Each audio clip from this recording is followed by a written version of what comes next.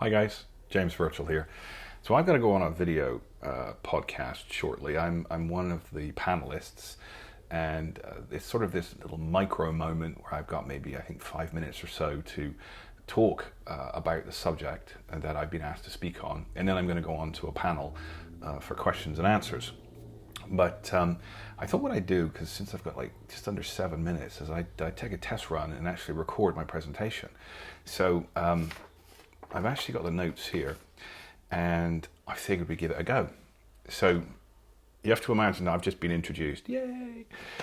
And I'm supposed to start off by going, okay, so where did I begin on this journey to become a coursepreneur, to get into publishing my sort of passive income profits, as we like to call it?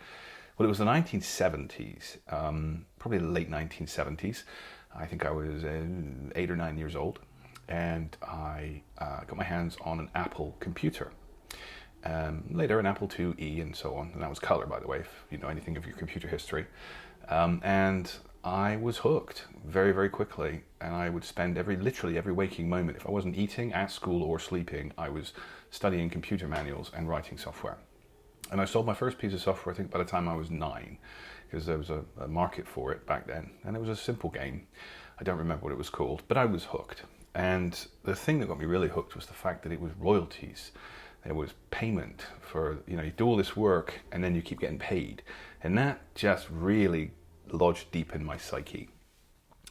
So, this whole idea of information publishing, anything digital, getting paid over and over and over. Actually, that got me into writing, and I started writing books and articles. And of course, whether it's software or books or whatever, or courses, there's a royalty payment. And that's really what kind of got me hooked into it. My vision about how I want to leave my 9 to 5, well, it's pretty much keep doing what I'm doing, create more and more assets that create annuitized revenue or passive income. It's not really passive, it's almost passive. I like to think of 10. There's at least a couple of those assets that are growing, a couple that are waning, and everything in the middle is kind of chugging along. So it's not like you don't ever stop. But then again, I like what I do. If I'm not programming a computer, I kind of get restless. If I'm not writing or creating something, I get restless. So it's for me, it's not really a job. It's just kind of like breathing. So for me, it's just keep doing what I'm doing, keep creating more assets. Sometimes you hit pay dirt. Sometimes you just hit dirt. You create something and it just goes, it's a lemon or an egg. And then other times you knock one out of the park. I've done that now about half a dozen times and made significant amounts of money. The right community, how can the right community make a difference? Well, you've got to be talking to the right people. And for me, it's people with problems. If you've got a problem, in particular, if it's a problem that you can solve with technology or time, as in management, then it's something I'm interested in trying to help you with. I like to create solutions for that. Now, the cool thing about creating solutions for that, and some of the actionable takeaways that I want you to understand is this. It's not hard to create courses. No, you don't need to create War and Peace. It's not 50, 60 hours of material. If somebody comes to you, think movies, think what I call the gluteus maximus rule. Think as long as somebody's butt can tolerate it, they'll sit through it. Like a movie, 90 minutes, maybe 2 hours tops. Okay, Lord of the Rings is an exception, but it was a good movie. So if you think 90 minutes, and if you think the average lesson or lecture is 5 to 10 minutes long, you're looking at maybe 6 to 12 little lessons. So some of the takeaways I want for you to take away is courses can be created in a few hours.